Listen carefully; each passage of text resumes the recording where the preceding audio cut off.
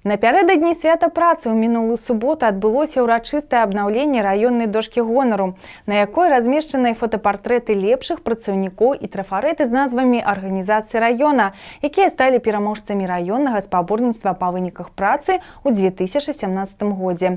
На адкрыцці пабывала і здымачная група нашага тэлеканала.